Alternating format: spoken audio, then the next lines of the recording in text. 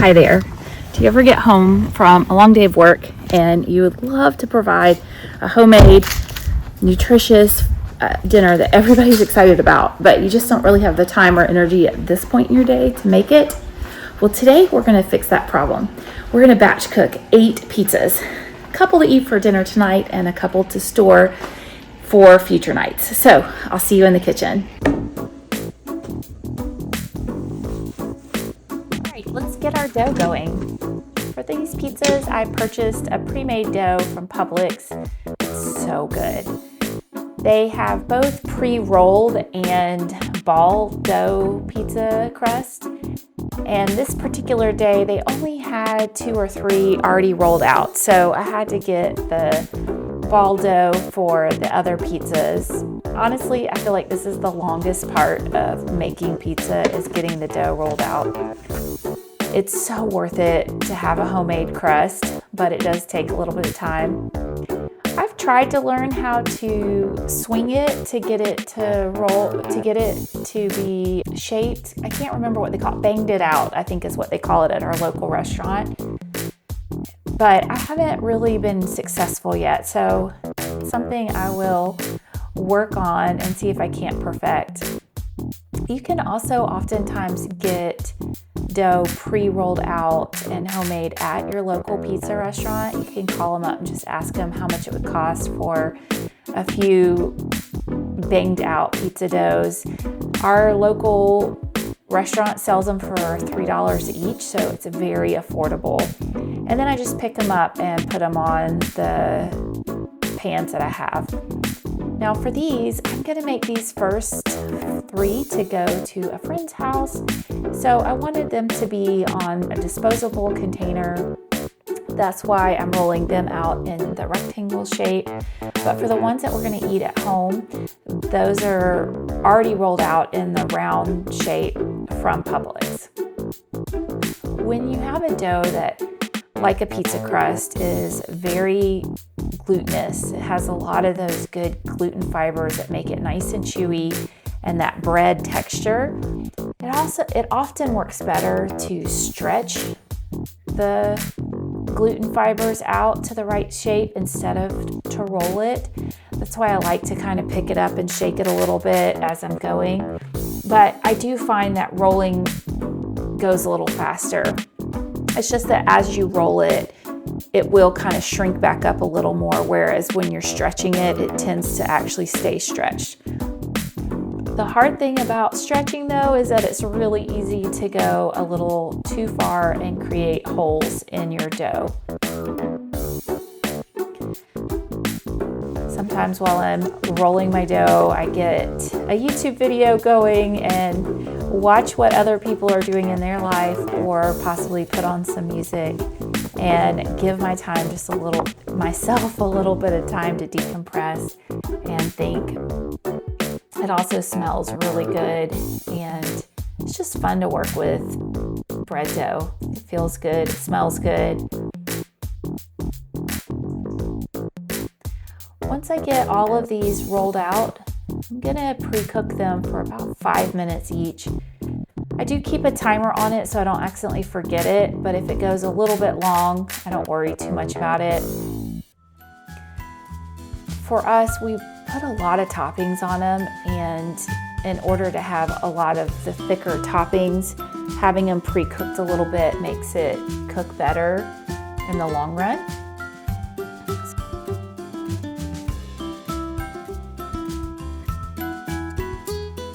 Poke holes with my fork to make sure that the steam doesn't build up and create a big air bubble, and then pop those in and get a quick pre-cook on them.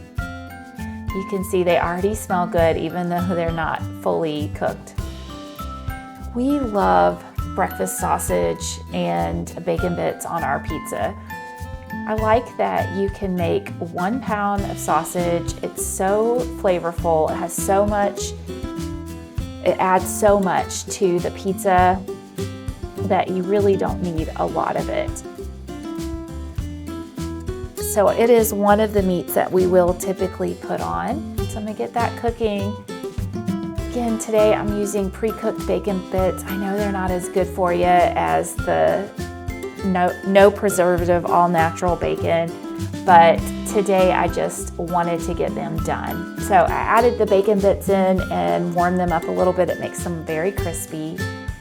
And now I'm gonna start putting all my ingredients in individual containers. It just makes it a little bit easier to layer the pizza if each of the ingredients, when I'm making a lot of pizzas, if the ingredients are in individual serving containers.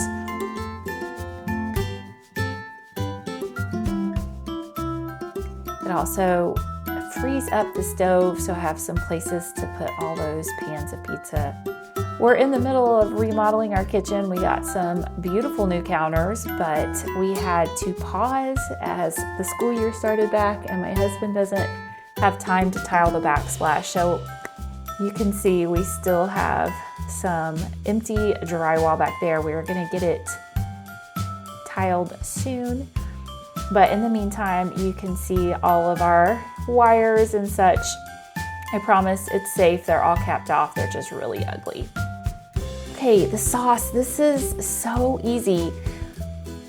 I used to get a jarred sauce, but when we were in the Netherlands, the pizza was so good. And I asked them what they did differently, and they told me that it was the sauce and that they don't cook their sauce. It's just jarred crushed tomatoes and then any flavor that you want in that.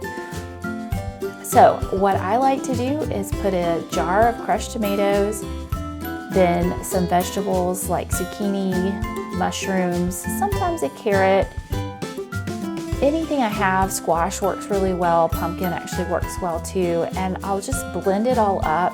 It makes it nutritious, and then I dump it into a strainer and let it drip. Especially if it's going to go in the freezer, you really want to make sure it's nice and dry.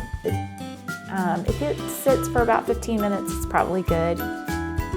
Then in these pizzas, I'm adding a chopped onion and that Kinder salt and pepper and truffle seasoning. It's very good. And then after that, we'll put our toppings. So we have mozzarella cheese. I use the whole mozzarella. It has like a softer melt to it. Then pepperoni, our sausage bacon mix, and that'll be our meat and a lot of our flavor. And then after that, we're gonna add some vegetables. I like the spinach. This is a standard in our home. I ribbon it up and spread it out. It will shrink down as it cooks, so we put quite a lot on there. We also like banana peppers. I didn't do it on this one, but we will do that, or regular peppers is another thing that we like to put on here. And then I'm gonna top it with feta cheese, so yummy, and some Parmesan cheese. So all of these are high flavor ingredients. We also like to put individual cloves of garlic, not cloves of garlic, no, that would be bad. Crushed garlic spread out, and I did put 3 cloves of garlic in the sauce when I blended it up. I forgot to say that earlier. Truth be told, if we were eating all of these pizzas at our house, we probably would have put quite a bit more garlic on here. We really love fresh garlic. I don't like the jarred garlic at all, so I only like the fresh garlic. I actually didn't realize that I liked garlic my entire growing up, because we only would have garlic salt or the preserved garlic, and it just did not ever sit well in my stomach. But fresh garlic crushed is just amazing. Since these pizzas are headed to my friend's house, I will cover them with aluminum foil and stack them up. They stack really well, and transport them just like this. That way they can put them in the oven when they get them, and they'll have a very hot pizza for dinner, and they can just toss the aluminum.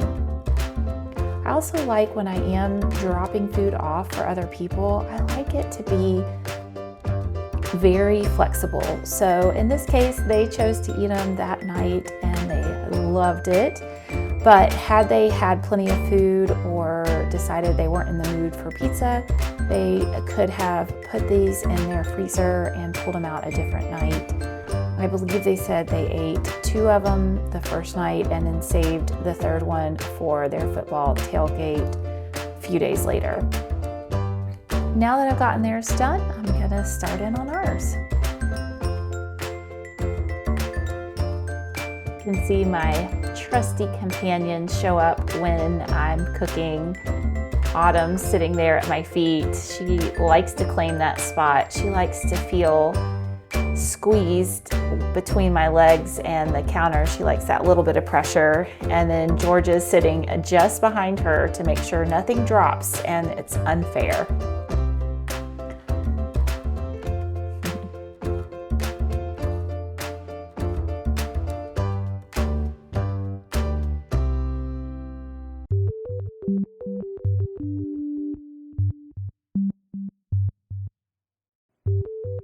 It's pretty late in the day when I'm filming this. I had made the lasagnas on the same day, as well as a batch of yogurt and a few other things. I had tried to record it all for one video, but it just got to be so long. I decided to split it up. These are my first YouTube videos that I've made at all, period. And it is different trying to cook and film. There are a lot to think about. And in editing, it was also a lot to edit. I actually worked on the editing of the lasagna video and the pizza video together for about 3 weeks. Obviously not all the time. I do have another job that I work, and I homeschool my kids, and a lot of just important things in life. So it is on the side, but I was surprised at how long it has taken. But it has been such a fun project. I hope that you are enjoying it as much as I've enjoyed making them.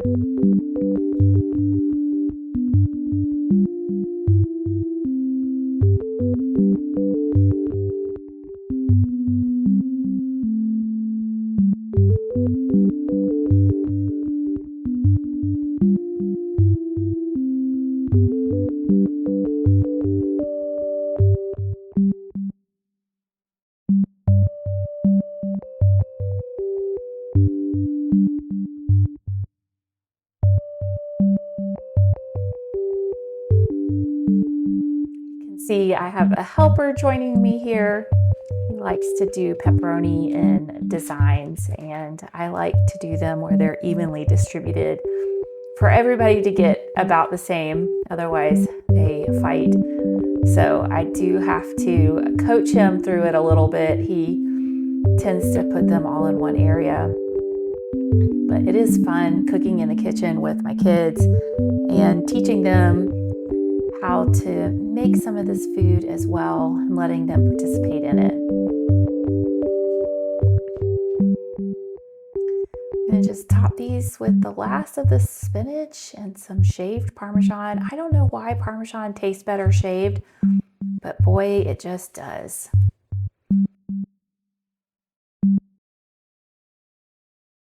But check out these beautiful pizzas. They look so good. And they taste even better than they look.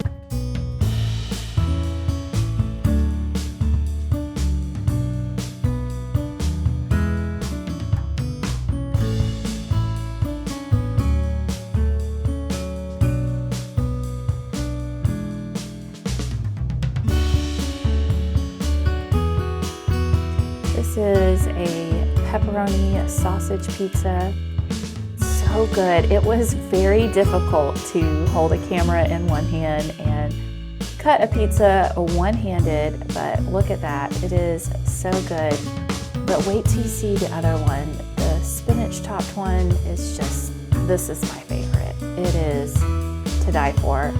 And it's so full of nutrients and good food.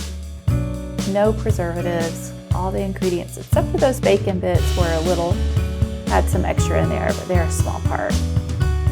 Check this out. Ooh, look at that drippy cheese.